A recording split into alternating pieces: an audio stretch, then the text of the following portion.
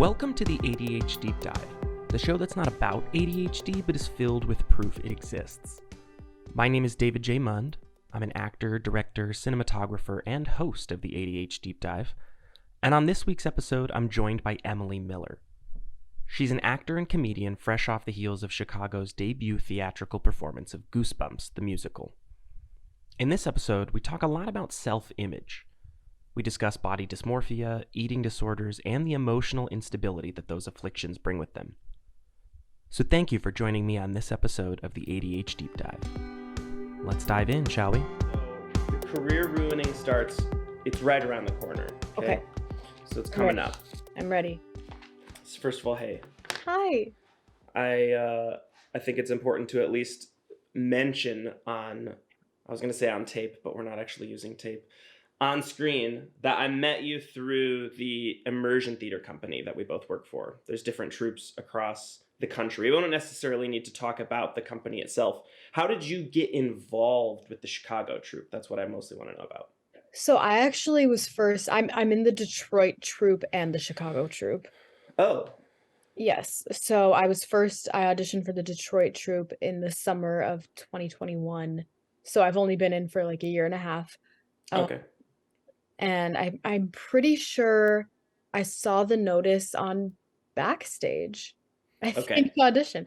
But yeah, I was questioning how legitimate it was when I saw the advertisement, but then I went in. It was just a fun improv audition, and I realized this is gonna sound a little, I don't know, but I realized I am almost overqualified for that type. Yeah. Yes. No. You're totally right. Because there's an intimidation going into it when you hear about what it is, and like you think about the companies that are hiring, like, because a lot of what we do is for murder mystery and like superhero and princess parties and stuff. Yes. And you go in thinking that there's going to be this grand expectation, but all of the clients have no idea what they're expecting. They're just there for a good time. Exactly. And I think one thing I wasn't as prepared for prior to auditioning or just even being cast is the customer service aspect of it. And no, I'm not serving them their food or anything, but I mean, sometimes they think I'm a waiter, or they're like, who can I talk to about getting more drinks? Yes. And I'm like, I'm in character. For real. And there are always those people at either the princess party things or the murder mystery things specifically, where they're like, so how long you been part of the company here? And it's like, stop. Like, you've hired me to be this person. Stop trying to get me to be the dude behind the curtain. I'm like, no, exactly. I'm like, I have a feeling that we could talk about that after, but this, what part of what? This is just who I am. It's just me. When we did, because the thing that we met at was, well, actually just a quick qualifier for the podcast conversation. Anything, I know we've already talked about like what is and is not off limits or whatever, but if we end up like disclosing names or like companies or something that you work for, we're obviously not live. So like there will be an editing process. So like anything that you're like, oh shit, I probably shouldn't have said that. Let's cut it. We can cut it. Super. Okay. So I say that to say that we went to Mackinac Island and went to the Grand Hotel, and that's where we officially met for the Superhero and Princesses Weekend, which is one of the, if not the biggest event of the year for the company, I think. That's at least what it was hyped up to be for me. That's all I really know about. Was that the biggest thing that you had done at that time? For the company. For the company. Yeah. Oh, yes. Yeah. Yeah, I think over the summer at that point, I had done like 20 shows total. I've only been with the Princess Party Company, though, since February. And at the time of going to the Grand Hotel, I think I'd only done two. And had you done any as Belle? I was Snow White. Oh, sorry. Yeah. Sorry. Yeah. I was Snow White. So no, I hadn't. And what's funny about that also is when you get cast as a princess, you are told if you're primary or secondary. And so obviously primary, you're the first person they contact for a job. And Snow White, I'm a secondary. So that was funny. And good for the old ego. Um, Yeah, yeah. when I was asked to be Snow White, and it was the first time Snow White got to go to this event. Um, so no, I had not been Snow White before. So when you say that it's like there's a secondary, do you mean like is it kind of like an understudy type? Like you're there in case we need it I to be think somebody? that's Or? my understanding, yeah. I think that's how I ultimately ended up being booked for it because it was very last second. It was only my second job with the company entirely. I had done one murder mystery party that they had me do in the middle of my training dates because they had a random person drop and they needed somebody to just fill in. So I got thrown into a 150 person murder mystery party. It was the 80s themed one. I was Joe Mama. Cat. And that's where I don't know if you've seen the Keytar photo has come into play. And then after that, it was a couple weeks later. They're like, "Hey, we have this event coming up at the Grand Hotel. We need somebody to be Spider-Man. Is that something that you think you could do?" I was like, "I don't know. I have no idea. That seems like an intimidating thing to do." So I was like trying to Hollywood actor Christian Bale it by like going to the freaking trampoline park and trying to learn how to do backflips and like acrobatics and stuff, when really all I ended up doing was crouching on the ground, high-fiving a bunch of kids and turning to, this is why I wanted to bring it up, turning to their parents and telling them to stop trying to ask me about who I am and how long I've been with the company. I'm Spider-Man, damn it. No, you were fantastic, especially Thanks. no, you really were, but no, you had so many of those kids who are like, "Are you Peter Parker or Miles or Yes. blah, blah, blah, Yes. blah," and it's like, "Hey, buddy, shut the fuck up." Shut up. Listen, I know you see me, but stop. Your little brother doesn't. I'm Peter Parker. Exactly. Which, hang on, I actually have a pretty relevant note that I think will also tie us nicely into this next little chunk. You just wrapped up the show Goosebumps. I did. First, tell me. Actually, I wanna just throw this little note out here. Do it. Because I said something about the difference between Goosebumps and the Princess Party. We're gonna get into conversations about your blog. Of course, we've kind of preemptively talked about that. But there was a part in one of your entries. I don't know if it was this most recent one or the one before it, where you were talking about how you performed to a crowd of exclusively children and how aggravating that can be. However, what's the juxtaposition there when you're like performing in front of children in a scripted play or being a princess at their level at their birthday party? Like, what is the difference? Like, is there a disdain there still, or is there like a love for children, or where does that come? I love most kids. It's upsetting for me when they don't want, and it's hard because to some extent, I'm sure, I don't think I ever was like this, but I see the temptation to be the smartass and to, poke holes in everything and Yeah. pull the curtain. But like, for example, with the princess parties, usually, and to my pleasant surprise, they're so into it usually. And they want to believe you are that. And it's so funny also because I think one of the rules, at least with the Detroit troupe, we're not supposed to sing as the princesses. We're not supposed to sing any of their songs, at least by ourselves. We're not supposed to do it. And I think the reasoning is that the kids would freak out if you did not sound indistinguishable from the actual voice actress or something. Sure. And to me, that doesn't quite make sense because I mean, can't they see that I'm a cartoon? There's also like a leading, like, I was going to say leading the witness, but that's not the right phrase. Just leading the kid is like, if you say the first few lines, the kid is going to sing it anyway. Yeah. And so you kind of just step back and let them have their moment that they're like, I'm singing with Elsa. Right. Or whoever.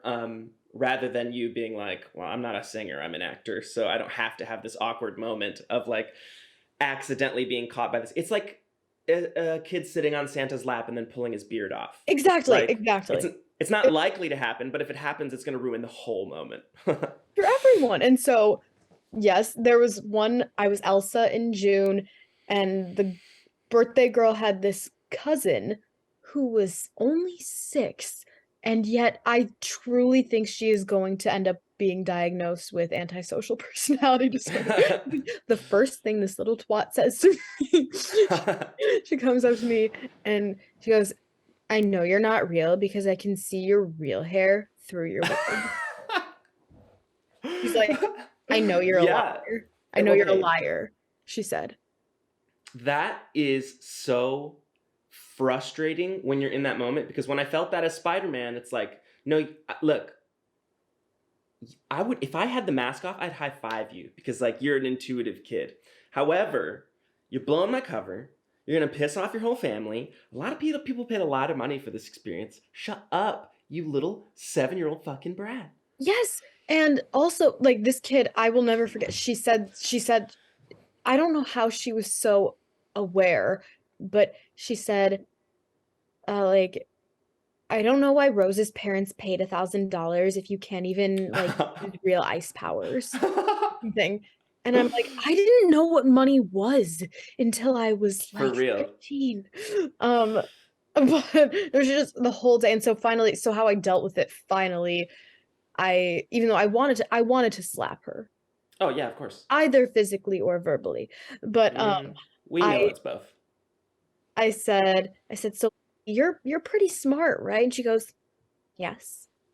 And I said, "Well, so obviously, like, you have all of this figured out, but I don't think everyone else does. So the younger kids, they still kind of, they believe in it. So could you maybe be my, like, special helper and making sure they still," or something like that. And then she felt, "Oh, like, okay, yes, I'm important now." And I don't know, but there's always that kid. So even if this might not be the point, I try to give equal attention to every kid, not just the birthday kid, Yeah. because I think that completes, it makes the whole experience coalesce nicely, I think. Yes.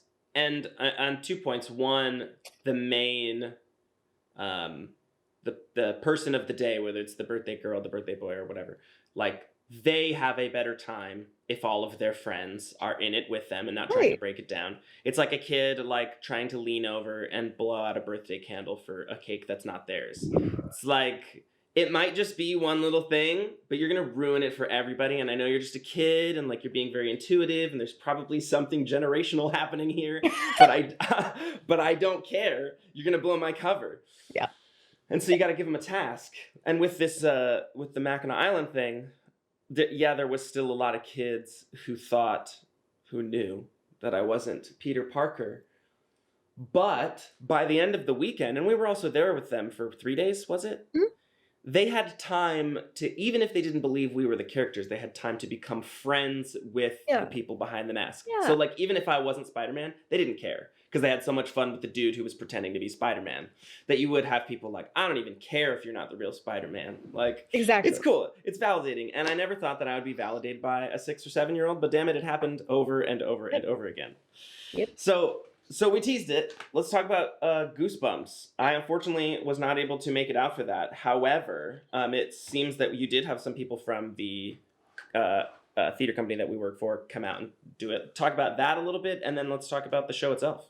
Yes. No, that was really, really sweet. I have one very good friend, who is with the Detroit company. We were cast at the very same time, and she actually was she was interim director for a couple months, because our previous director, like, was very, very, very pregnant, and had a baby like 5 seconds ago.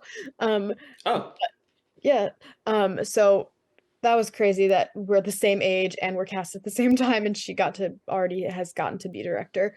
And she was, "Oh, I am such a silly is goose," this? because she was there with us on, Yeah. ugh. Yes, Mm-hmm. Aliana. But for the listeners, don't know. You're good. That's true. So that was on purpose, and I'm Yeah, not yeah. losing my marbles. No, you're great. But yes, Aliana, who was Wonder Woman on Mackinac Island, she's we've become very, very good friends. And she drove in and saw Goosebumps.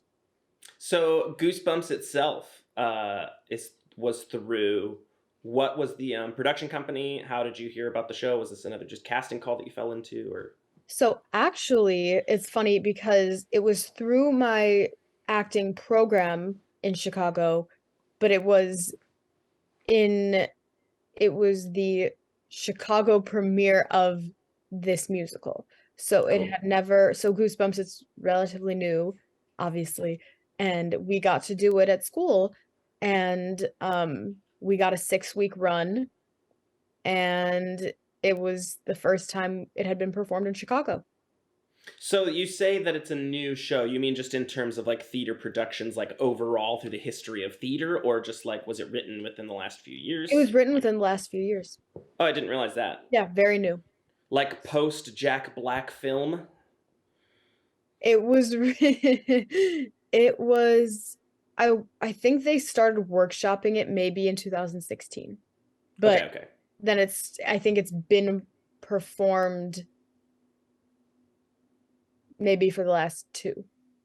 That's wild because I just think of Goosebumps as such like an integral part of my childhood. Yeah, That the 90s. idea of it being and I'm not necessarily like I'm certainly not a Broadway or theater expertise, but just I would have imagined that was around a lot longer than 2 years.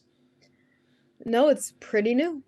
So when the company that did it that you worked with, have you done other companies or productions through them? Is this through a school? You said. Yeah, it's through my school. So Okay, I'm okay. almost done with earning my Bachelor of Fine Arts in Acting from DePaul in Chicago. Oh, okay. And that is its own entire thing, but yes, there Oh, we can talk about the educational system. We can go there, okay? but yeah, I'm on winter break right now, so we're not on semesters, we're on quarters. Every school year has 3, and now I only have 2 left until I graduate. All right. 5 months. That's coming up. 5 months. Are you planning to continue any schooling afterwards? Or are you ready to fucking throw that behind you? At this point, I can pretty unequivocally say I will not be enrolling in school again. Yeah. Yeah. It's just, I mean, I don't think there's ever been a point where I necessarily thought, oh yeah, I'd like to get my Master of Fine Arts or anything. I could definitely see myself taking isolated classes, but it would not be in the pursuit of another degree. There have been a lot of disruptions with my schooling. Sure. Yes. So at least you were able to find this theater production through it, however. So when you landed there, what was your first production with them? Or is this the first production that you've done with them? Also, for Goosebumps, you mean? Goosebumps. So how it works at our school is you're in, so like I said, there are 3 terms in a year, and everyone is in a show for 2 of those. And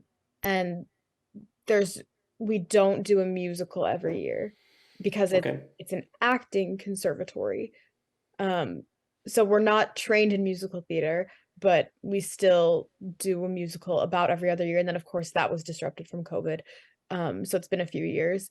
And I don't know how Goosebumps was chosen, but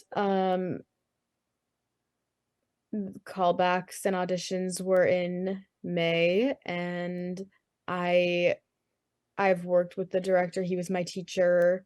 He's been my teacher for a few years, and just it all made sense. I wish you could have seen it, not just because of vanity. Yeah, exactly. Vanity and ego. But relatable.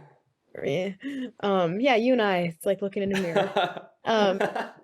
I have never felt so correct for a part. Well, I never get cast as a lead role in a musical. I love being in them, I love watching them, but my training primarily is in straight theater, whether it's comedy or drama. And also just I have a huge hang up with singing. There's a lot of, I know it sounds like it's not that deep, but it's a very personal thing, and there's a lot of psychology behind it. Oh, sure. Yeah. And so I've worked a lot on it, and I would label myself as a good singer, but nothing more than that. Like, I'm competent-ish. Okay. But my singing alone is never going to be what gets me remembered or gets me ahead, I would say. And so that's been hard. So to get a lead role in a musical was very, very special. So was there how many rounds of callbacks were there for this? Did it feel particularly competitive, or was it pretty certain that you had gotten the role as soon as you had auditioned? There was just one round of callbacks. And it's hard because everyone was also, they could have been called back for another show that was being done at school. So not everyone necessarily wanted to be in it, or a few people really did. I obviously really did. But I was up against, I think, 4 other people, and in my opinion, I was not the strongest singer, but I think the part was mine after we read the scenes, because the character I would describe as a hybrid of Rachel Berry from Glee and Sharpay Evans from High School Musical. Just, Okay. very just cartoonishly intense and obsessive and wanting to be the lead, and the whole shtick is that, um, my character is the understudy for this main girl, and that's, like, my big song is called Understudy Buddy, and it's basically saying, "You're not feeling well, stay home. I've got this, I swear I've got this." Like, that's what I'm here for. Um Is this the clip that I've seen?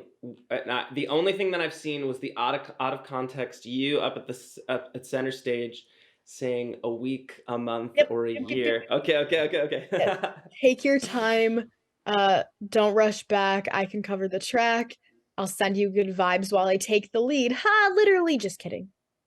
Um, Okay, okay, okay. It makes sense now. All right.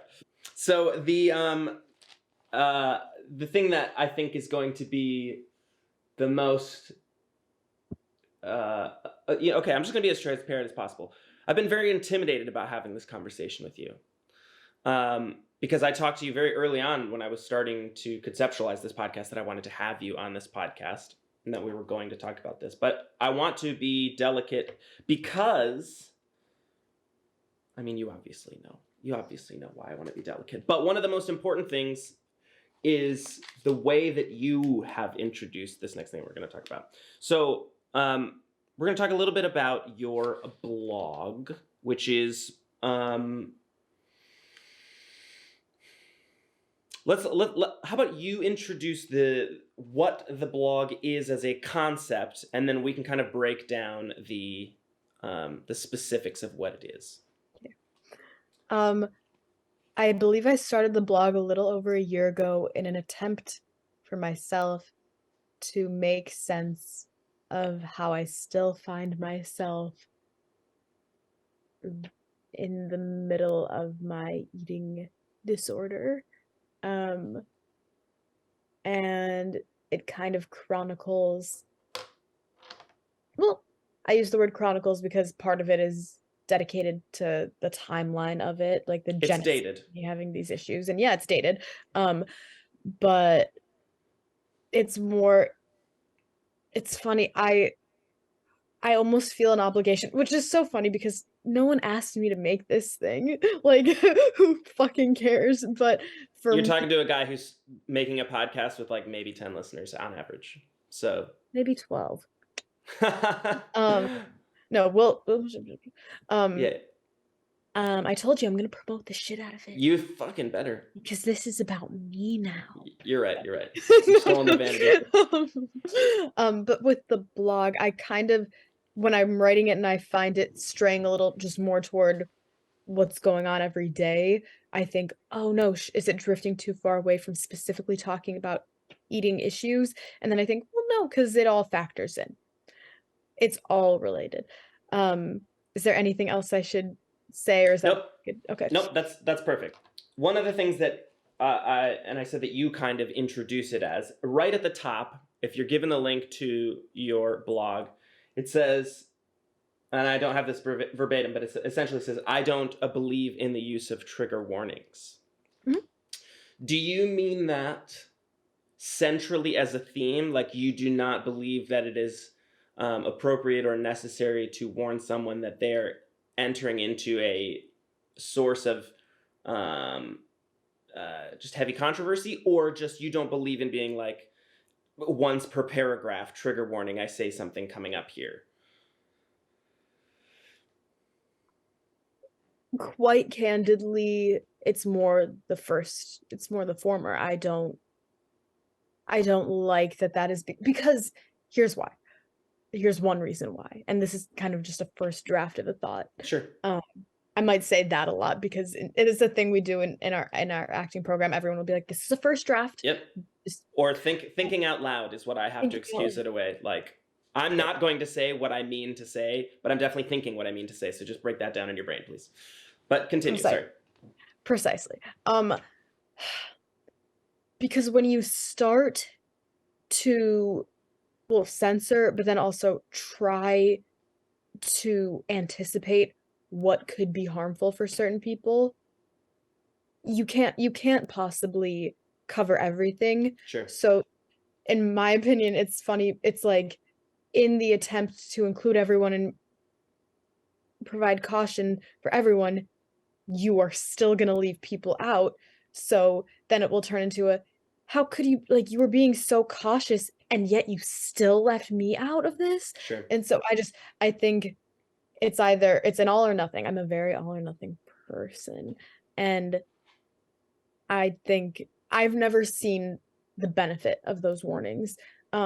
It's different, and I've gotten chastised. Well, as you can imagine, in our general age group, people don't agree with my stance on it. But like, if you're warning someone that there will be strobe lights in a performance, and that could be dangerous to them because they have epilepsy, yeah, of course do that. But Okay. like, or even like very, very loud noises. I have very, very, very hypersensitive hearing, so I would probably appreciate that, but then also I'd be anxious the whole time. That's another thing. I don't like the idea of now I'm anxiously anticipating something, and then I feel like then there's something wrong with me if I don't think that something is a problem, if that makes sense. So if, I'm like, oh, should I be upset by this? I don't like the idea that everyone or no one should be upset or sensitive to something. I'm a very, very, very, very sensitive person. I think Clearly. that is the mix of being a millennial and just existing in this social climate right now too, is that there is this general philosophy that we are more quote unquote progressive as a country or as a people, that like we need to be sensitive to other people's feelings. However, the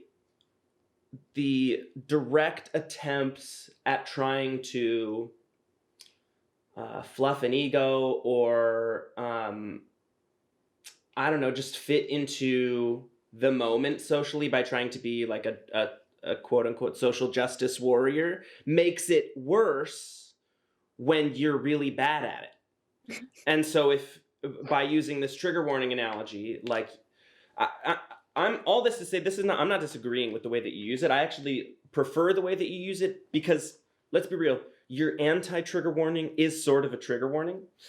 Exactly. Yeah, exactly. Yeah, so it does say right off the top, like, I'm not fucking around here. Like, we're not gonna be kids. We're gonna talk about like adult themes here. But like, you get to decide for yourself when you are or are not offended or triggered, and at that point you can bow out.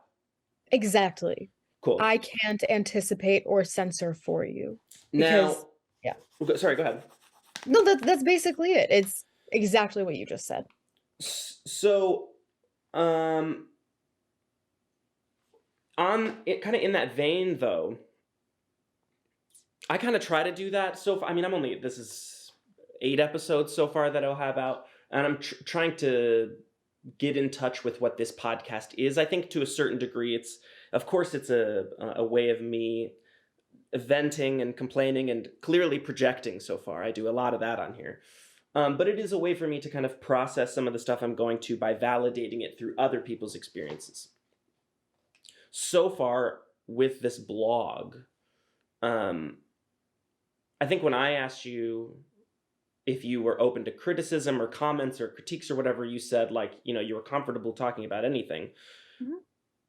Has this been an avenue for other people that you know to feel a little more seen, or have people reached out to you in that way? Several people have reached out to me. Again, I don't have a sense of how big the audience is. Again, it's new. It's, mm-hmm. But several people have, mostly very, I guess I'll use the word positive as a placeholder, but a lot of people very much understanding. A lot of guys have actually also responded. Some of, not just guys, but just in general, some people have expressed a little bit of frustration with the way I talk about myself in it, or kind of with my candor,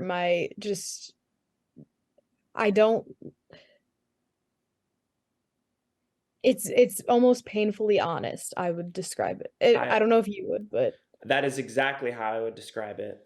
Because, okay, this is the part that I was more nervous about than anything. I have a fear of taking a serious issue and identifying with it immediately and being like, no, now let me re-explain your issue back to you, okay? Because I understand it deeper than you ever could. And that's not what I'm trying to do here. I think that there's a way to carefully navigate around this conversation and differ from where our issues lie. But I would have considered myself a person who struggled or now still struggles with an eating disorder, significantly different than the one that you're dealing with, of course. But another thing that you say off the top, and this is how you introduce yourself through your Instagram page, is by saying, don't talk to me about your diet.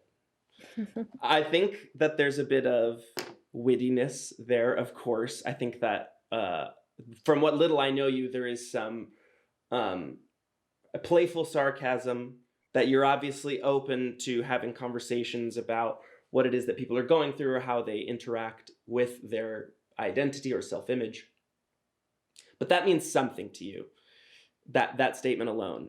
And when I brought up to you at one point, or it came up in conversation, that I was now a vegetarian, me not knowing any of the context, you had basically said, we'll talk about that later, but I'm judging you.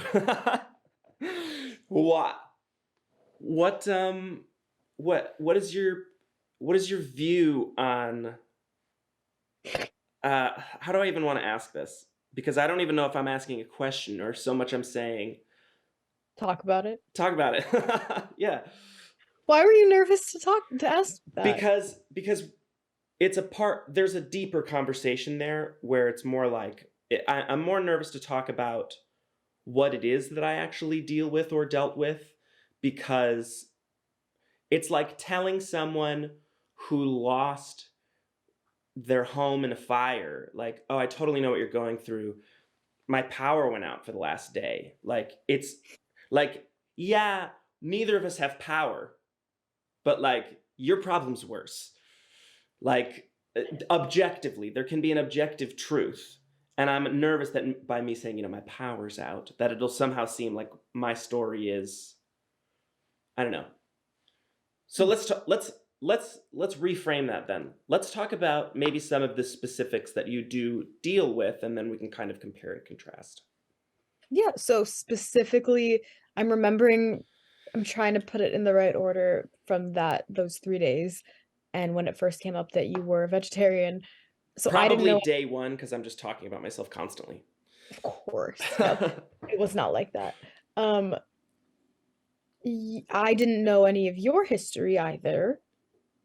And so I didn't know that you had lost a significant amount of weight or anything like that. Because here you are in this little Spider-Man suit. I know. How could you know? I get it. But for me, any sort of dietary restriction that was not prescribed by a medical professional to me is a disorder. Sure. And it's I can't look at someone the same when I know they are choosing, unless, okay, so it's again allergy, or a doctor told them, or a health professional told them to restrict this from their diet, or you genuinely do not like the taste. That's it. For me, if it falls outside of those two and you are choosing to abstain from it, I can't look at you the same because I know there's a problem there. So the diet issue is more in the abstaining, not the like let's say, you know, maybe there's legitimacy to it. I am not a health professional in any way, but the keto diet. People do it so they can get freaking jacked. Your perception there is that the diet isn't like, it's not a diet. They're doing it because of some parallel thought to body dysmorphia, that they believe they have to or should look a certain way. Yes, and it's more just, this is what it is. It is the notion that there are good foods and bad foods. Yeah, okay. Is it the everything in moderation philosophy? Like, is it just... Yes. Okay. And when you're on a specific diet, it's funny to me how people don't realize whichever one it is, it's working because you're in a calorie deficit. That's all you're doing. And like, there's nothing there, it's not special. Like, you're tricking yourself. Like, it's right. And so again, because I'm not going to pretend, and this should be very apparent. This is something people, I think, criticize in the blog, or just in my blog, is I'm the last person who will ever be a champion of body positivity, because what I find more annoying than any of it is forcing yourself to enjoy something you don't. That's just as wrong to me. Because then it's so, like, okay, it's bad to it's gosh, like, I have a joke in my stand-up that I missed the sweet spot of when it was cool to have an eating disorder. So I'm like, okay, so it used to be bad. You can smile, David. You can. Like, it used to be bad to be okay being fat, but now it's bad to not want to be. And I'm just like, that's also unrealistic. Like, there are several things about my physical appearance that I don't like. Don't tell me to not like them. Sure. It's sort of a superiority complex in that, like, and this is again a thing that I'm trying to avoid just in general in my life, but in this conversation specifically can be an exercise in that like, it's okay to talk about the issues that you have, but by using those issues as a way to like let's say I used my body dysmorphia, and we'll talk about kind of more the specifics about that, but my body dysmorphia in general, to be like, well, I went vegetarian and it just so happened to work for me. So in order to cure your body dysmorphia, you must go vegetarian, when ultimately that's not what works for everyone. Okay, so you don't want people to convince you to go on your diet. Yes. You're fine with the do your own thing, whatever works, but you're going to have an opinion ultimately that what you're doing is not what you claim it to be. Yes. Okay, I can handle that. Not that my validation matters in your It like. does. It does. It really does. And I think one of the worst things you can do is tell someone else what they should not eat. Yeah. I think that's crossing a line. Yeah. So we can lean into the specifics then. Where does a lot of this stem from you? Because you know what, this is why I write notes, so I can stick to them. I have to do it. Again, you have a lot of clarifying terms right off the top at the top of your blog. In quotes, you put NTU, which is an what's the phrase? Acronym? Acronym, yeah, is an acronym for not throwing up. Abbreviation. Yes. Along the way, you also have, like when you date it like a diary or a journal, you at the beginning say how many days you've gone without it. I don't even think it's necessary to talk about specifics or streaks or whatever. When did it become clear to you? Because of course there's a first time, but I think more importantly, there's a second time that happens for someone. Because the first time can be exploratory. I think everyone to a certain degree, whether they were sick or it can be more related in self-image, has had to, force themselves to throw up. But then it becomes a solution to a problem or a tool to solve the issue. When for you did it become a tool to solve the issue? First of all, you really did do your homework. I told you I do my research. I would say probably when I was 16, that is when I started. That was the first time. And I thought, wow, this is so cool. I can do it when I want to, and that's it. And then I can not do it more of the time. And then, as we know, 8 years later, yes, I'm 24. That's when it became no longer my choice. So I would say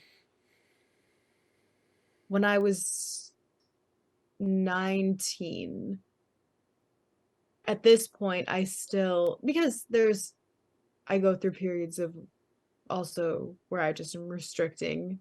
And so for a long time, I did that and didn't really have to throw up that much. Have to. And I could go months without doing it. And the thing is, because I guess now it's been 8 years, for the first, I'm going to say 4, it was never a situation where I would anticipate that I would do it. I would never purposefully binge eat with the premeditated intention of throwing up after. And then I almost realized that it was a way to punish myself, or like I was addicted to I was just addicted, but also to the idea that I could almost rewind time. And I know that's extremely misguided, but here I am. I just ate something that I deemed too much, and now I can uneat it. Yep. So that, and plus, of course, you did try to ask about where this stems from, and just there are so many things that I wish I could redo or undo in my life. As I'm sure many, many, many people. That's trauma. Also, yeah. Don't scoff it off. I'm scoffing it off because now I'm thinking about the power outage versus a fire, and nothing objectively or materially traumatic. Like I've gotten a lot of, and I wrote about this in a blog entry, but I was eviscerated for a joke I made in one of my stand-up sets. I read this. Yes. Go ahead. That I look like I experienced some sort of typical trauma such as being sexually abused, because I mean, again, I don't make the rules. It's just, it's very, very, very common. I think this is also a safe spot for comedy. I think that you specifically said, not just that the bit wasn't that like you experienced sexual assault. Yes, you can say the specific. I will do the joke. And this is, wow, you did promise to ruin my career. Okay. I'm going to. I told you. Okay. I mean, I will always stand by this joke, even because though it's a joke. Because it's a joke. That's. Go ahead. Thank you. No, thank you. And also, if you want to pull up the excerpt, I think it's from the 3, but where I talk about where I defend the joke. Yeah. Because that's how you know it's funny. I say, I know it might be surprising, but I actually, I've never had sex, which again, it's surprising because just, I mean, looking at me, everything about me screams was raped by her stepfather. It's a joke. Yes, it's a joke. And also, what I do say is I could have used a different word other than rape. I could have said was touched by, or have, like, but. This leads into the trigger warning thing, though. It is not especially if you are in the universe of comedy itself. If you are, this is a dangerous topic, of course, just for not social reasons, just because like everything is subject to be misinterpreted. But I don't know. This is not a place where you have to defend what you were saying. Is all I'm saying. The context, however, is in your blog. You wrote about that, so you've experienced a little bit of pushback through the blog as much as you've gotten validation through the blog. Yeah, and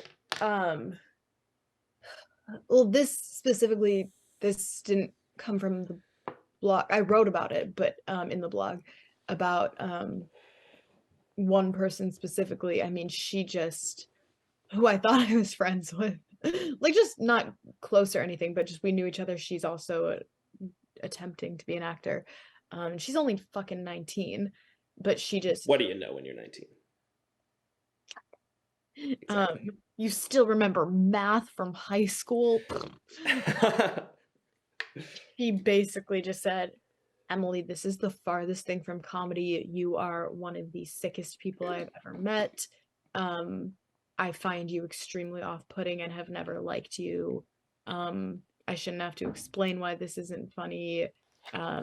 We've never been friends, and I've never wanted to be friends with you. Okay. So that's I'm glad that you actually said specifically what they had said as well, because there's another entry that you have in that same blog, which we don't need to necessarily talk about the specifics in there, but you had done something. It was a physical contact. It was a boundary issue. Do you know what I'm talking about? Where you had put your hand on someone's shoulder and they said, "Oh yeah, okay. Yeah. Essentially, you have been met with pushback in a way that could usually, under the right circumstances, could be healthy if addressed properly. If someone were to say, even though I disagree with this tactic, if someone were to tell you, hey, I was a little bit offended by what you said, here's why, that is different than twisting what the situation was to reaffirm issues that you have about yourself, like in your relation to when you had the only reason I don't want to like necessarily specifically touch on the specifics of the physical contact thing is because it feels so silly, but it's hard to explain if you don't. You can go ahead and read the blog entry. Well, I just mean that like you had either placed your hand on someone's shoulder or got too close to them, and they were made uncomfortable by that, and they had a time and a place which they could bring up to you that like, hey, physical contact is kind of an issue for me. I don't want to deal with that. That is the space. However, instead of doing that, they sort of weaponized the situation to make you feel like a piece of shit instead of, unless I'm reading the situation wrong. Because the reason I wrote it down is you said that it essentially reaffirmed your fears that you are, socially awkward or whatever.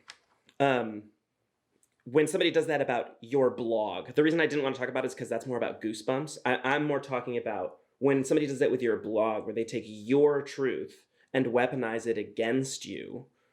What is that like for you? Obviously, that doesn't help.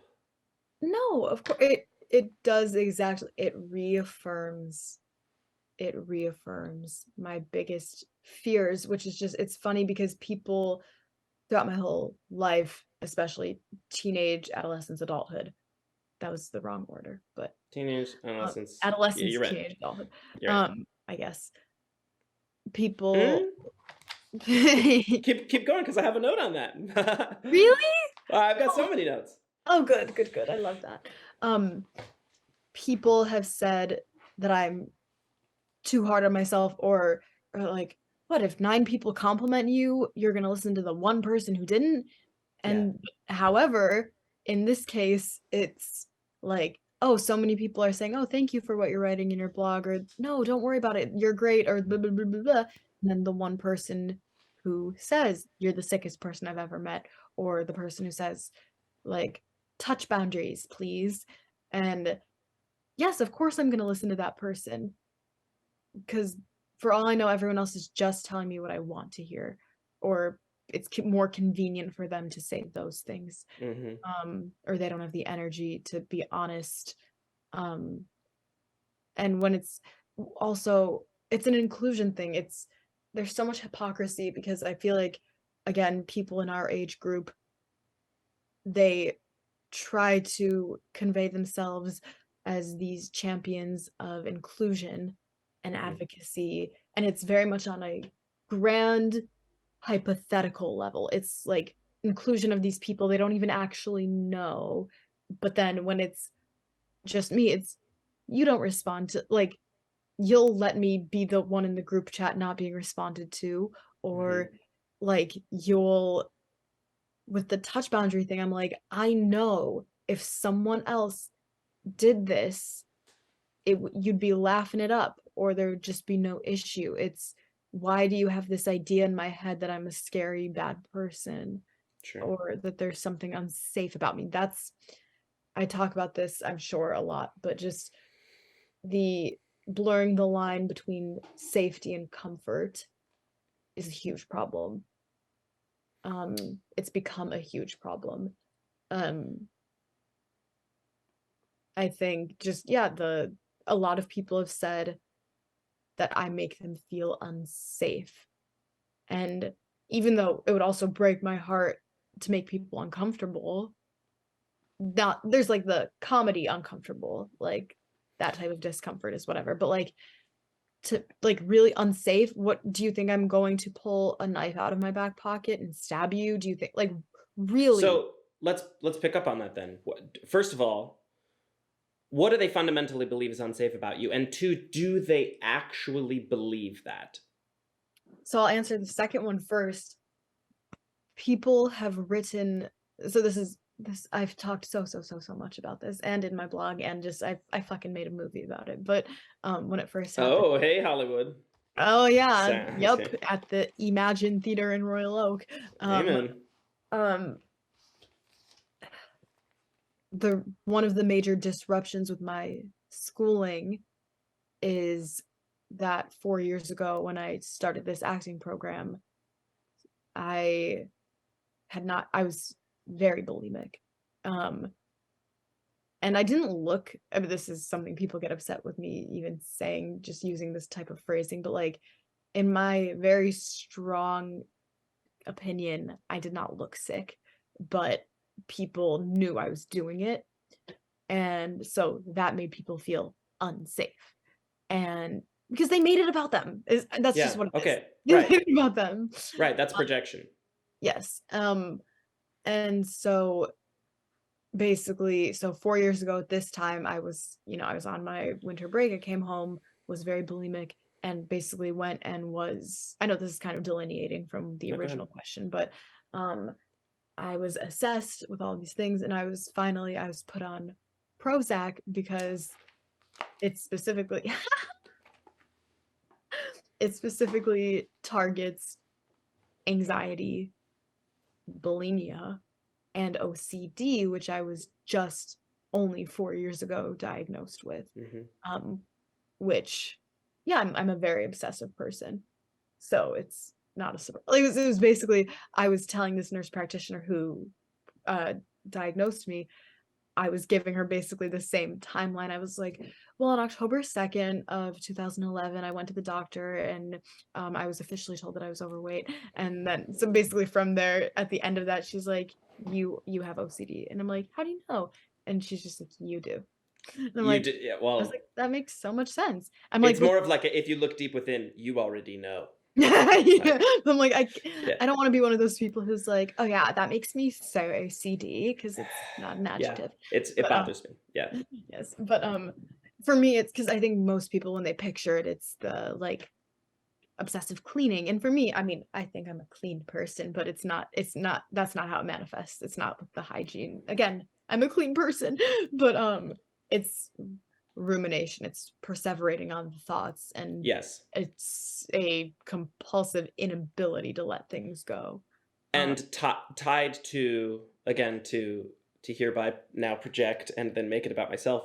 Do When I was younger, my family referred to me as the alphabet kid, because very early on I was diagnosed with, at the time, ADHD and ADD. However, there's like a growing theory in like the psychiatric community that those two are now two sides of the same coin, ADHD and ADD. So I essentially just say ADHD. It's kind of like the square. The A.D.H. deep dive, exactly. And it's the square to rectangle philosophy that I believe at the time the theory was ADHD could include ADD, but ADD did not include ADHD. Yeah. Now they just say ADHD, and I'm a sheep and I follow them.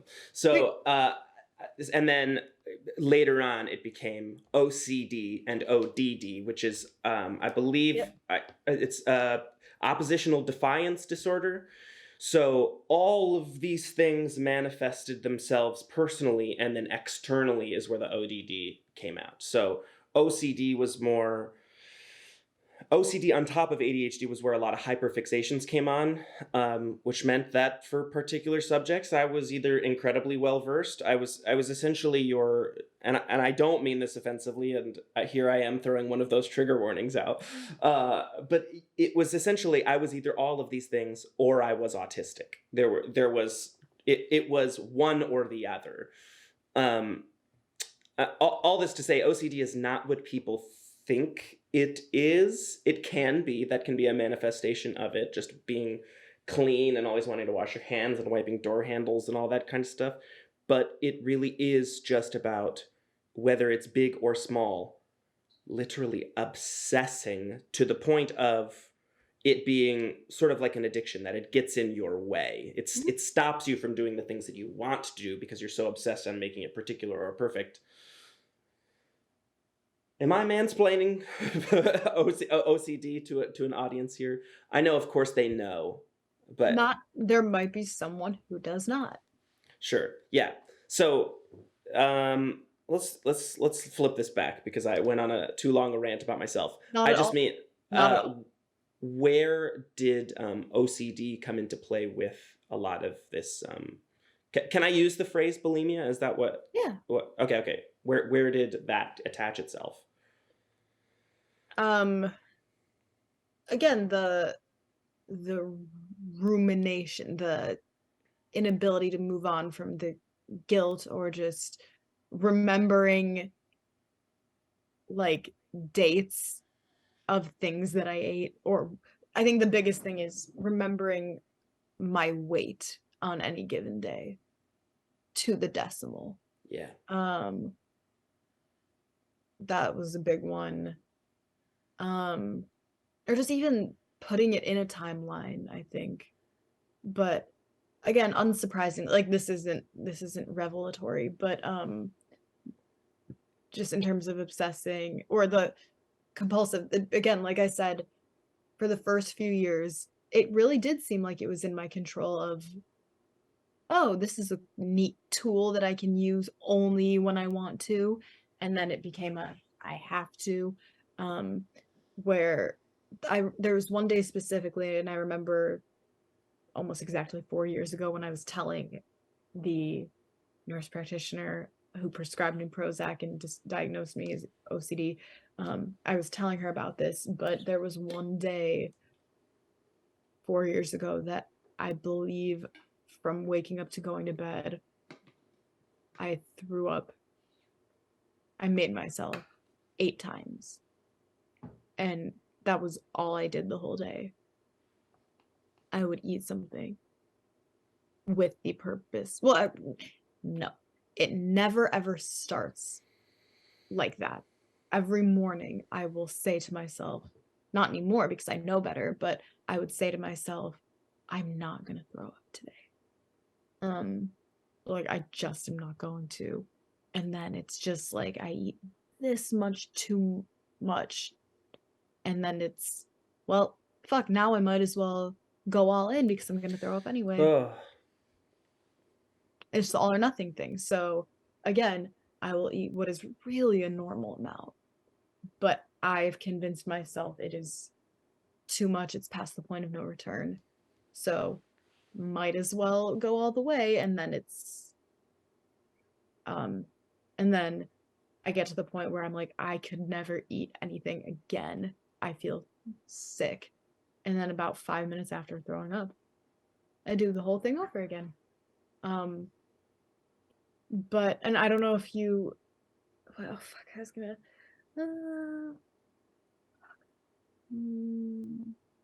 Can I pick up on this? yeah. Yes. My sigh was two-parted. It was one, like, you can't help but hear that without feeling empathy. That, like, it is objectively sad to know that, like, you feel that way. But also, when it comes to the binge eating, just the way that you worded it is, I felt really seen. So, this is my power outage story. So when I was younger, I grew up very scrawny. I was the scrawny kid.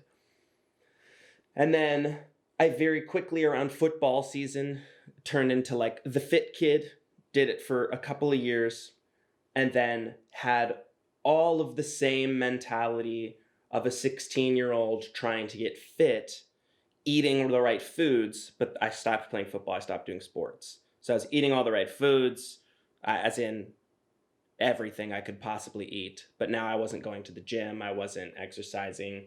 I was a ginger, so I like had these like confidence issues already. So like binge eating turns into a source of validation when if nobody else will love me, at least the food tastes delicious.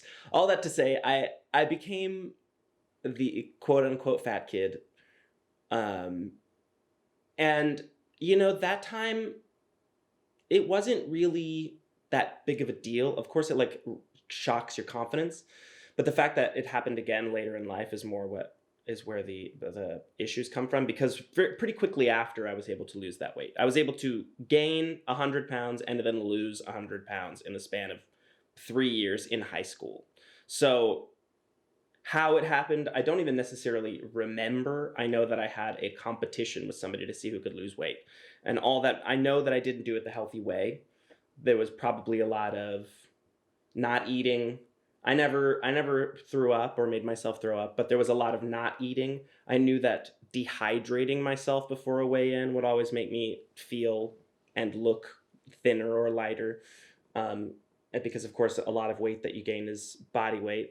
So then I would is water weight. And then I would trick my brain to believe that sweating meant that I was losing weight. So I would put on like, you know, I was still doing the same shit. I was like sitting in my room playing video games, doing nothing. But then I was wearing like, in the middle of the summer, I would have my space heaters on and I'd be wearing like sweatpants and sweatshirts and garbage bags to try and make myself sweat. And it was all to win a competition. That's all it was. Now, that seems unhealthy, but whatever. I don't know if I should even say whatever. Felt more of like a toxic masculinity, dumb kid thing. I lost the weight, felt fit, felt good, actually looked good for a long time. Objectively, I did get to a point where I was eating healthy, whatever that phrase may mean, just for what my body was supposed to handle. Then I was in a deeply loveless marriage, which I haven't even particularly talked about on this podcast. And I don't even know if I should talk about it on this podcast. I was just in a relationship that went sour very quickly, and then we decided to redeem that relationship by getting married. I was 21. We were very young. Okay, it's the foolish mistake. Anyways, stress goes up, you hate yourself, you eat a bunch of food. I got to 275.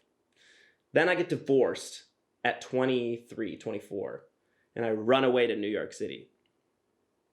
Totally alone, just me and my dogs.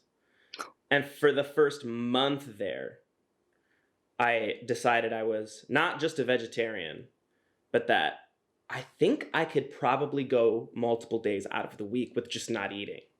That I think that I could manage that. And if I do, I'll eat because the phrase intermittent fasting was starting to gain popularity, which to me just meant I can eat as much as I possibly want in a 2-hour time span, as long as I don't eat or drink anything else for the rest of the day. So it was 2 hours of pure bliss of just like ice cream and pizza and freaking just cereal and garbage and gobs of peanut butter and whatever I could possibly imagine to eat. And then being awake and walking around the heat in New York City for 10, 12 hours, not eating anything, not drinking any water, doing nothing other than my 2 hours a day where I would binge eat. And unfortunately, that worked so well. It worked so well. I was able to lose so much weight so quickly. And for the most part, I've been able to keep it off. However, one thing has changed while one thing has remained constant.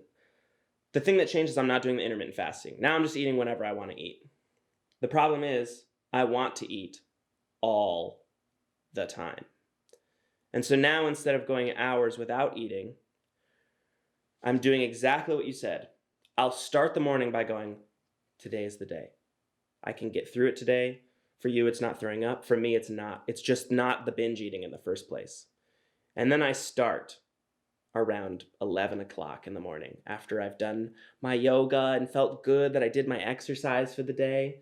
Now I can shove my face full of every single thing in my fridge for hours and hours and hours. And instead of going now gaps without eating, now I'm just sitting in my bed, existing in shame, right on the cusp of being like, I could throw this up. And it's only entered my brain in my late 20s. The answer to me was never, well, just throw it up and it'll never. Because just knowing full well, and I'm sure you understand this, it's not good for you to do that, obviously. However, but I can do it. And so that thought enters my brain. And now, to get off that tangent and tie it back to a note here, you said in your blog that if you were to give yourself an answer as to why you do it, you said that sobriety, virginity, and your eating disorder all essentially make you feel like you are in control, that whether or not it's good for you to, and of course, I mean, there are clear arguments to be made that sobriety and virginity can be good for you in theory. I mean, of course, there's no downsides to that beyond emotional. But when it comes to like your eating disorder, it is a control thing. It's you are doing what you want on your own terms. That includes ingesting calories. But you also said something which is why I piped up during your adolescence thing, is that it also makes you feel in touch with your youth. And I'm sorry to be rambling for 45 minutes here, but You're not. the whole tie-in was that like, I think there's some truth to that like, unless I'm misreading the situation, that shame that I feel after a binge eat or whatever is the following thought is, man, but if I was a kid, it wouldn't matter. Like, or when I was a kid, this didn't matter because I knew I could get out of it. But that's not who we are now, but it makes us feel in touch with our youth. I don't know. Tell me about why you wrote that specifically. Like, what do you mean it makes you feel in touch with your youth? Well, first, sorry. no. First, thank you for everything you just said, because Sure. most of it I didn't know. And we'll talk about it later. This is talking to you as a person. Yeah. I would love to talk about that later, because I can't just hear that and be like, okay, now me again. I get it. That's why I'm like nervous to talk about it, because I don't want, like, in podcast form, because like we both have two different truths. However, there's a lot of common ground there in this Venn diagram of our eating disorders. And I would always love, like, it's a conversation, you know? Exactly. That's the podcast of it all.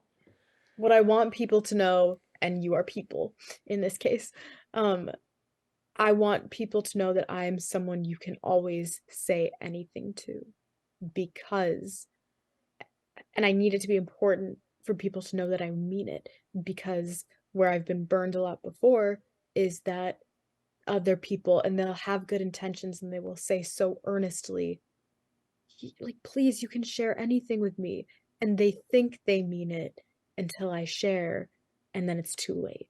And that was one of the reasons why my classmates kicked me out of their cohort 4 years ago, is because I made them feel unsafe because I shared too much, that they said, please share, but then they realized they couldn't handle it. So sorry to interrupt one more time. This unsafe thing, like, as a clear master of projection here, which I have now deemed myself as, that is just projection, is that they feel it's one of two things. It's either projection or weakness, in that they feel like they are so susceptible to being convinced by you to somehow develop an eating disorder in their own life, or they are so terrified of taking the steps necessary to help or just be there for a friend, that they would rather shun you than be responsible for not helping you get better.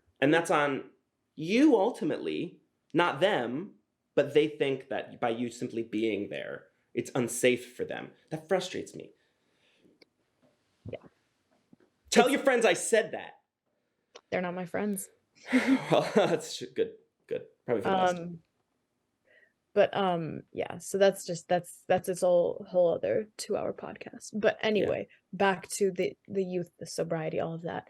So I talk about it so much because I've never had a sip of alcohol. And if anyone thinks that's impressive, it would be a lot more impressive if I had and then was able to stop. But the reason I never have is because I know I could not.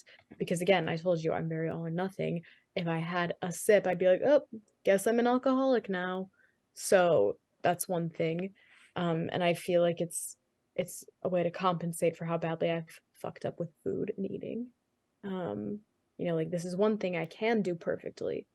It's way too late for me with eating, but with this thing that's also considered a vice or not good or very addicting, I've never done it. Like, kind of like that. And it's the thing of, I remember I made the decision when I was 16. And surprisingly, I mean, I still have not done it. I don't have a lot of commitments from when I was 16 that I stuck to, so that's a pretty big one. Yeah. Yeah. And I remember, because I remember being 12 and being terrified of growing up. So I was 16 and then just approaching adulthood. I remember the idea made me sad of that one day I could drink and no one will care. Like, right now I'm 16. If I drink, people would be like, parents, they'd be mad, or like, your teachers would be like, oh, I didn't hear that. But then at a certain point, it's going to be like, oh, whatever. Or, oh, let's get a drink sometime. And I'm like, no, no, no, no. Like, I'm still young. Like, no, no, no. And I guess it's almost exactly the same with the virginity, except for that just also scares me. And um and it's with both of them, it's the idea of it being irreversible. Yeah. I don't like that, clearly. And again, this is an extremely unflattering thing to say, but that's what the whole blog is. And I think that's kind of my brand, is putting myself in unflattering positions or saying unflattering truths. But are you saying that it's unflattering to have the blog, or have you not? Are you saying you like? I'm saying, well, honestly, yeah, but just a lot of the things I say in it, as you know, as we've said, and it's just, you can be honest with me, it's certainly nothing that makes me more, I'm sure to a lot of people it makes me more compelling, but not more attractive or more I don't know what the right word is, but it's just go. Well, I'm just trying to break down your perception of it, because I guess I hear what you're saying in that, like, you're talking about particularly unflattering things about your life. However, I think there is a mirror to that I think you underestimate the value of transparency and like openness. I hope that that's no, I understand that. It's just, for me, it's not, it's different because no one asked me to do this. And so it's just, of course, you get the comments about attention seeking. And to a certain extent, maybe yes, but I not the way that people say, like. Okay. So, I think this is a fair enough, unless I interrupted an overall point. Can you hold on to your thing so I can make sure that Yeah. I dance? Make sure you don't forget what you're about to say. I'm good. Okay, good. I think I was gonna okay, flattering, did. Oh, I don't. Somewhere after the virginity thing.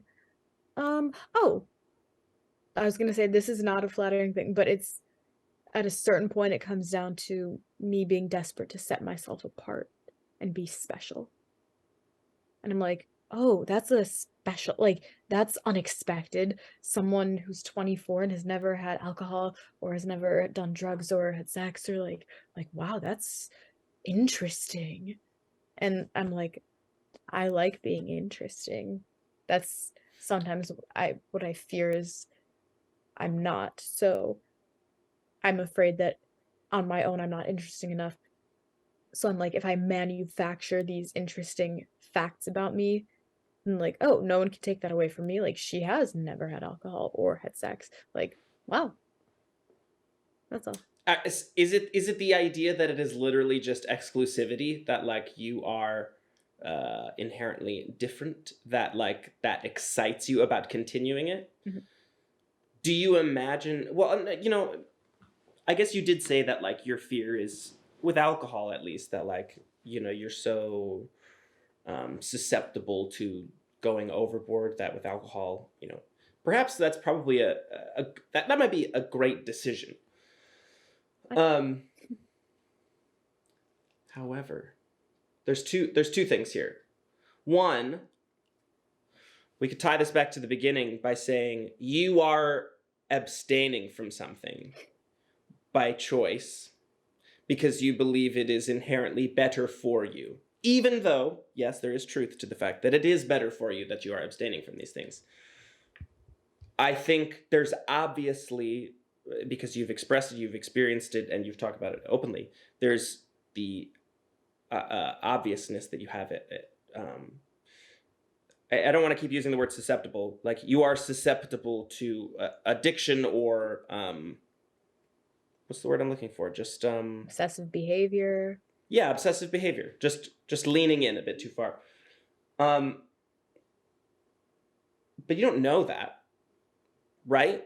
Like, you don't inherently know that you would have this issue? I'm not trying to peer pressure you to drink alcohol. You know, you are, for all intents and purposes, you are correct that I do not know that. But I know that. Yeah, I get it. I get it.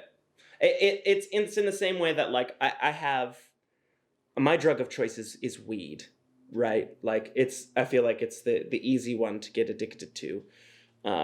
But it is an addiction, and anyone who says otherwise is lying.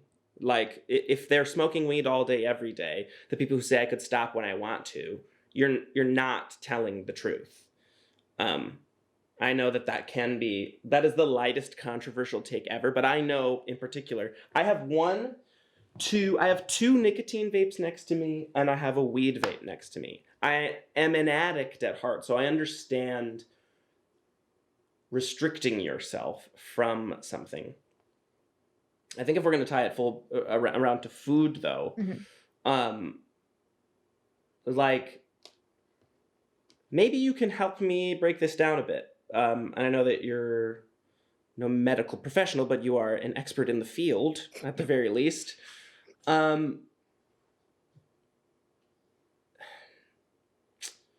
My addiction when it comes to food, again, is all the binge eating without the purging. And then my solution is either shame myself into exercise or shame myself into not eating. So one of those are considered a healthier route, but if I'm sore and in pain because I pushed it too hard the day before, I probably shouldn't do that today. However, this food is in my stomach and it's not going to go away, and I'm not going to be able to stop thinking about it until I do something about it to make myself feel better. If somebody told me that they disagreed with the way, actually, let me flip it this way.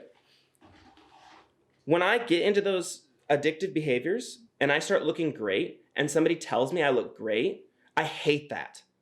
I can't stand it because I know deep down that I'm not doing it right. Mm-hmm. But then suddenly you tell me I'm doing great and I'm like, I guess I have to continue this. Do you feel that way when it comes to the bulimia? Like, have you ever gotten a compliment that validated your insecurities? You know what I mean? It's funny because I think for so long, people have known that I've had some sort of issue that I think people at this point know better. The compliments I get are usually not even directly like, a compliment I get a lot is how small my waist is. That's true no matter, like, that has always been true. It's not directly related to what I make myself do in terms to my eating problems. But I'm trying to think of a time where because if someone didn't know me, they wouldn't say you lost weight because they didn't know me ever. So maybe they would say you're so skinny, and yeah, I love it. Love it. You do love it. Yeah, love it.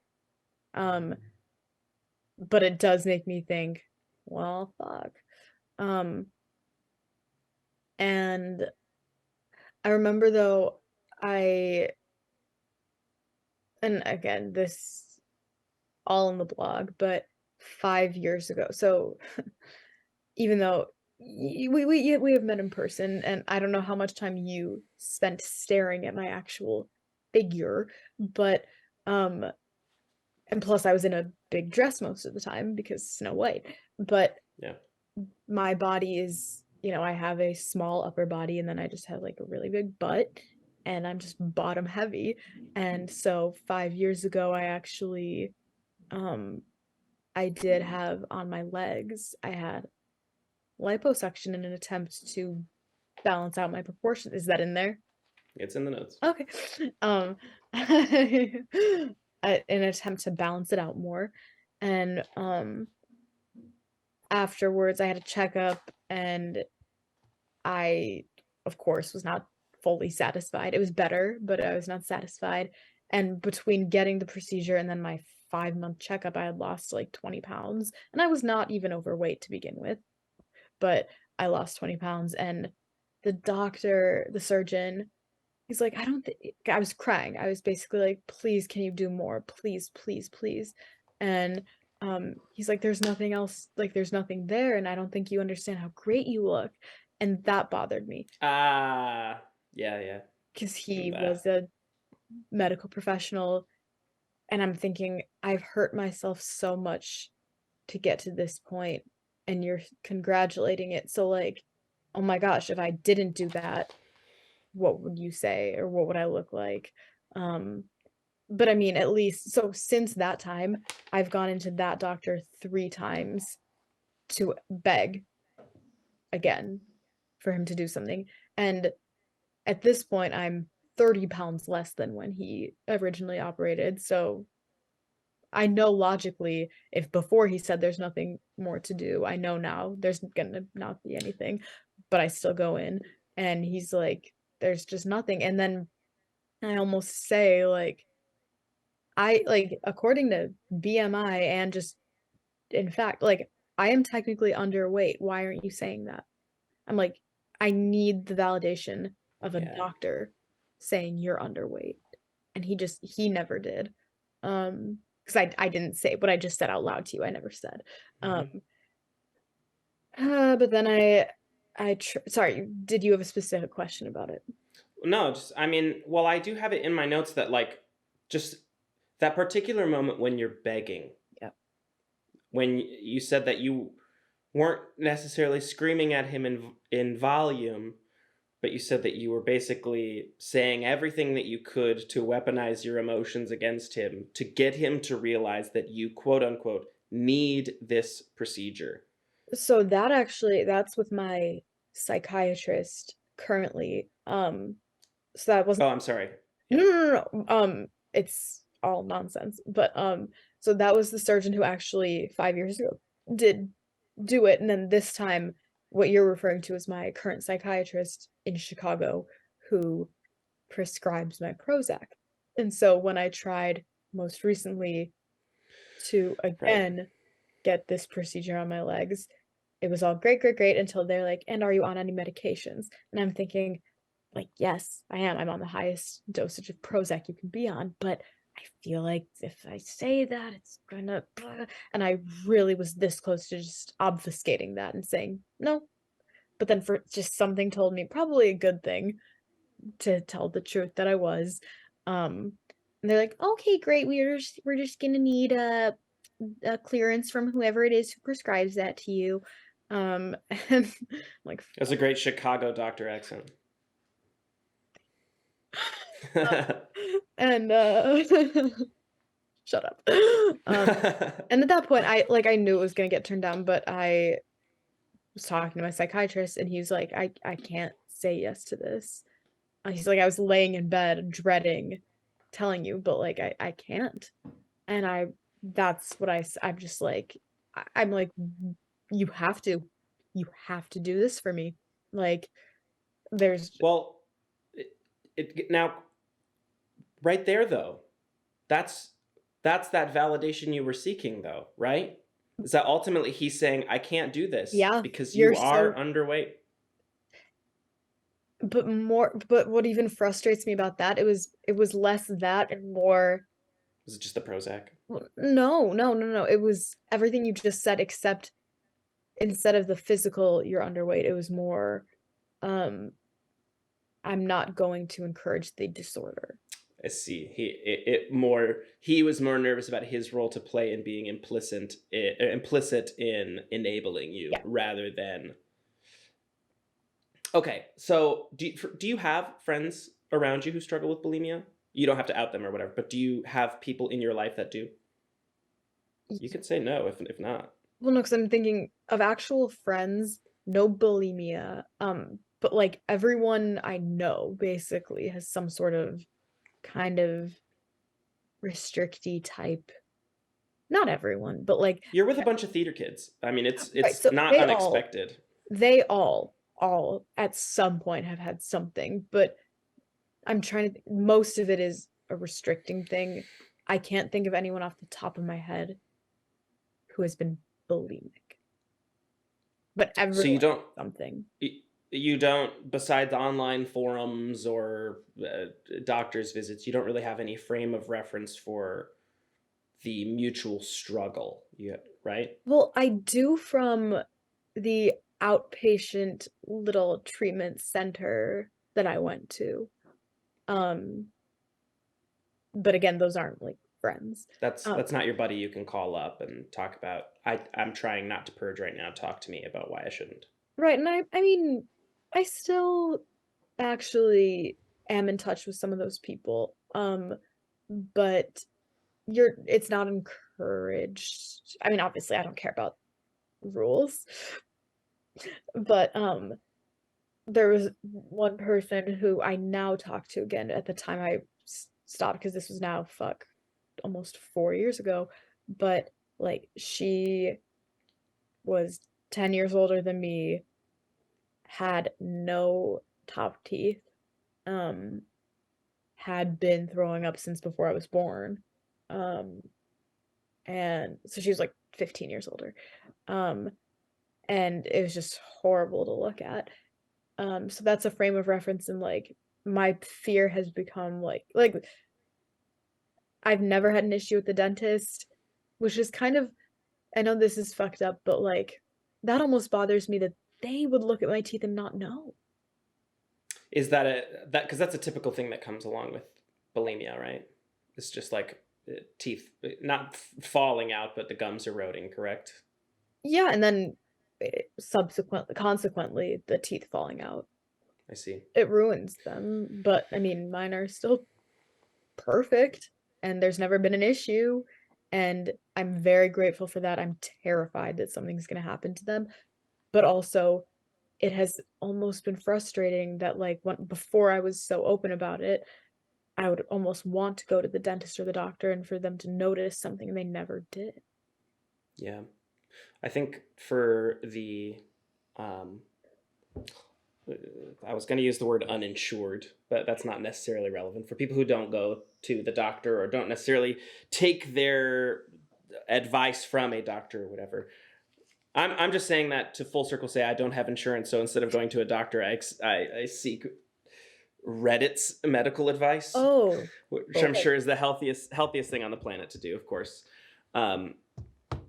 But so, you vent anonymously about what you're going through, whatever. And then I've had a similar conversation where like, I just want to go somewhere and somebody tells me that like, we can see you have a problem.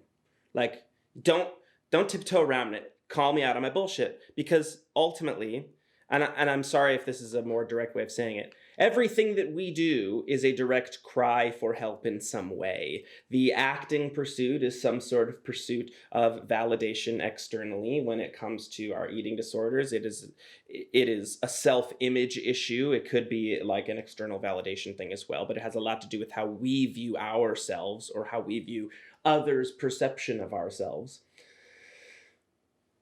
Now, the hardest part that I think that we're going to try and navigate on this podcast is finding some way to wrap it up. And I mean that, of course, seriously, but also comedically in a way that, like, this is a conversation that we could talk about for literally hours and hours and hours. And I would actually encourage you to come back so we could, like, talk about this in the future. Because God knows I'd like to vent my frustrations to have someone who kind of understands listen to me talk uninterrupted for an hour. So if you want to be my therapist for the day, that's why you're invited back. But yep. So I just mean, okay, this is a maybe too broad of a question, but it's the only way I know how to ask it.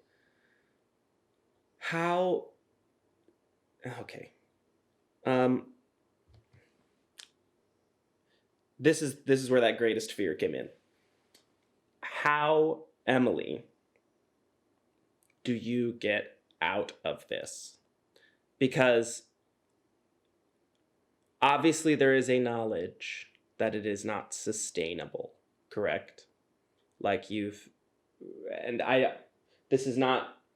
don't think that I have to do this because I think you understand my perspective. I'm not trying to influence your decision making or anything. I couldn't do that anyway. I just, when you see yourself in 5-10 years, actually, let me just read what I wrote down.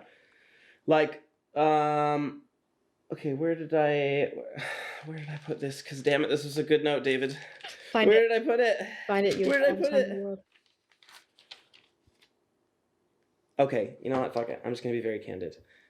Is this all about image, or is this about like the enjoyment of life itself? Obviously, this is attached to anxiety and can be some sort of depression, but does this have anything to do with like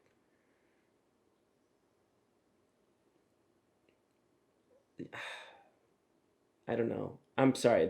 I'm really trying not to project here. Do whatever. I will filter. Okay, well, I've been on the brink of suicide multiple times, but that's been the idea of it is a moment in time, right? It's, sorry for the harshness, but it's jumping or swerving the car or pulling the trigger or whatever. It's a moment in time. Is this strictly what you're experiencing about the public perception, or is this a more internal struggle with life itself? Like, when you say this, do you mean my eating problems or the blog? I think that eating problems, yes, but I think it's more based in mental health, because that's derived from the mental health issues. Of course, that's a mental health disorder. Does it get to the verge of I hate myself, I hate everything about me, and I'm not worth the breath that I breathe? Or is this, I just want to look good? Like, where is that? I'm sorry if that's a ignorant question. No. You wouldn't be asking if you weren't curious. It is all of it. I don't want to be like brooding and be like, it's definitely just the first one. I hate myself. But like, yes, it's a lot of the first one.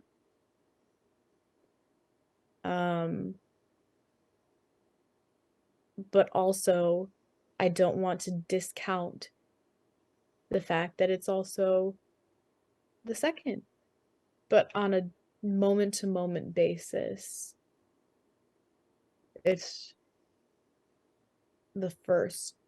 It's both of them. It's both. So I guess then let me redirect it back to the more pointed question. What is the out? Like, is there a number? Is there a feeling? Is there an age? Like, if this were your friend telling you, let's tie it back to the leg surgery. Like, the way that you even worded it was like, I wanted the bottom half to match the top half, but the top half came as a result of purging, and the bottom half just didn't come along with it. So if a friend was telling you they wanted to, shrink their legs down a third of a size to match what they had done by vomiting, like, how? I don't know. What's the out?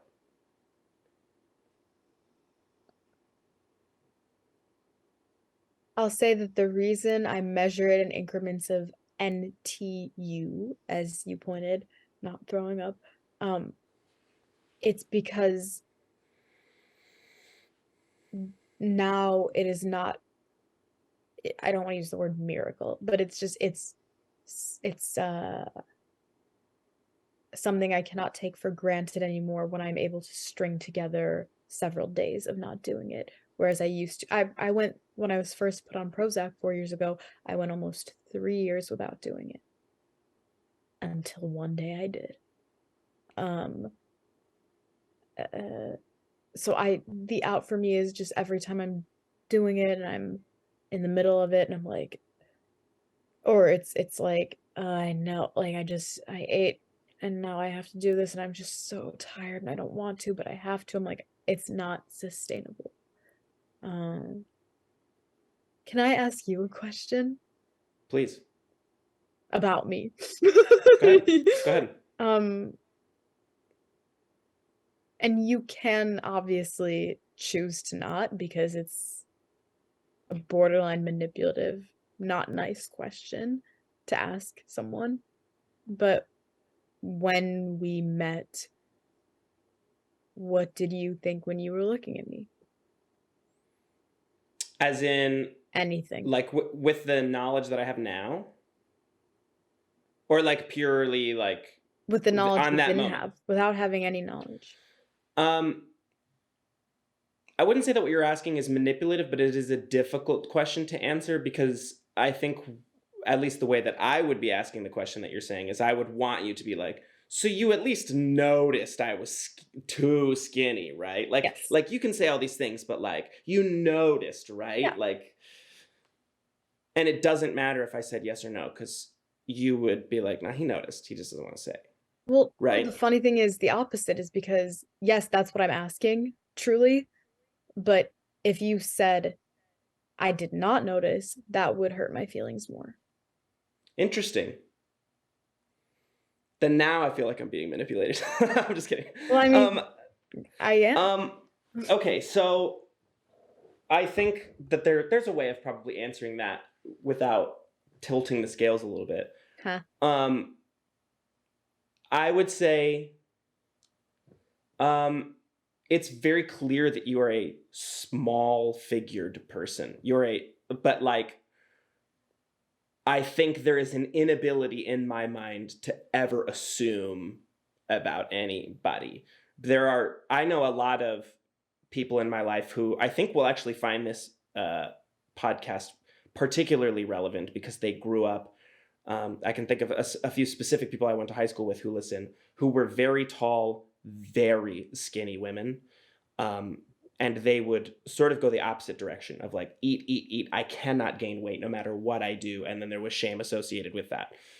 I could not possibly feel sorry for that type of person. Well, I get that. I get the natural desire to want to feel some sort of rage about that sentiment.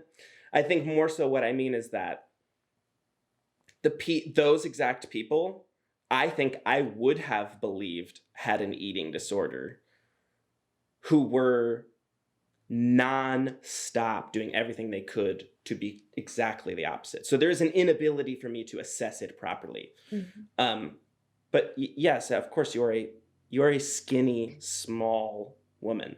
But I don't know how much more you want from me in that, or okay, let's ask that then. Like, why ask someone that?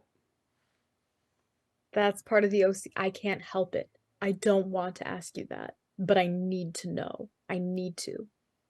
So then, in theory, right now, your small win is strictly the number of days, and from then on, right? Or what is your North Star of success, whether incremental or full? When I can get back to a place where it's a sustained period of time of not doing it, and I'm a lower weight. That is a really unfortunate answer to hear, because for obvious reasons. I know. And it's just for those almost 3 years of not doing it, I was eating as much as I really wanted, and not throwing up, and I was a very low weight still, and it was amazing. And that's all I mean. But you also recognize, because I can sense that you are a particularly intelligent person, that you know on two sides of the coin. One, the obvious is that's not good for you. And two, youthful metabolism is significantly different than mid-20s metabolism. But right? Mine was never, like, I think I fucked it up years and years and years and years ago. Like, I never had a fast one. Well, right. Well, so the fact that you acknowledge that, though, is an inherent recognition that this thing you're striving for, where it's the I literally have my cake and eat it too. Like, with your current definition or standard, that is unattainable, right? Where like there is some acknowledgement that in order to be healthy, in theory, you're going to have to start eating. And that does mean gaining numbers on the scale, right? Like what you do with that is, of course, your prerogative, but there is an acknowledgement that that's ultimately where it is, right? Okay. I think that should be the bigger takeaway for people, that like the individual struggle is exclusively up to you. Like what you do with that information is a lifelong battle, and you could have 10 years without throwing up, but by the time that you're 50, it's the addict's mentality that like you are always an addict, but you are recovering essentially. So like there is that openness that you need to acknowledge in yourself, that you are susceptible to possibly, just like I am, susceptible to giving in to these temptations. It is possible that with the right mindset, you can get out of that, but that does not mean just letting go and being like, actually now, instead of giving up on bulimia, now I'm going to have sex with everything that walks, drink everything that's, could get me fucked up, smoke every drug. Like, that's not where that leans. But you see what you quote unquote have to do, correct? Yes. Okay. Well, then I've done my job. I'm happy to have fundamentally saved your life and fixed all of your problems. Of course. And now you have no more issues, right? Like everything in your life is better. Yeah. Okay, I just wanted to make sure. Of course. All because of you. Yes. Don't just say this for the ego, but I think there is a bigger conversation to have there. Is there any sort of interest in re-exploring this? Yes. Okay. Like seriously, yes. I could okay, also, cool. I could, as you know, I could talk about it ad nauseum, and also you seem to, it's funny because there are people who will talk and talk and talk about it, thinking they know so well, and they don't. But you're so humble, saying I know nothing, and you're pretty spot on about a lot of it. See, but the Venn diagram is both of us, me and the person who actually knows nothing, is we still just talk and talk and talk. So that's one thing that I'm learning with this podcast is I'm gonna have to get better at some point. Like I feel like I'm letting people talk to a certain degree, but it's going a long time in between gaps before I allow them to do so. I disagree. No, I don't. You're wrong. Sorry, just Coach. Like, I was gonna say, just like those adults in our life that we shunned their opinion of, I don't give a fuck, right? I believe what I believe, and you're not gonna change my mind. Hey, thank you for this. I know that we left a lot of gaps open, and I'm actually a little more bummed that we're not finishing it up, maybe more so than you, I don't know. Because I feel like there's a lot of space for relatability in this conversation, because for whatever target audience I'm going for, the audience that I do have is creatives. There are some people across the spectrum, and I think that almost all of them can relate to some sort of self-image issues. And I'm sure every single one has had the worst ideas cross their mind. So if nothing else, I just want this podcast to be a space where people can feel validated in their disdain for themselves. So thanks for hating yourself so other people could hate themselves through you.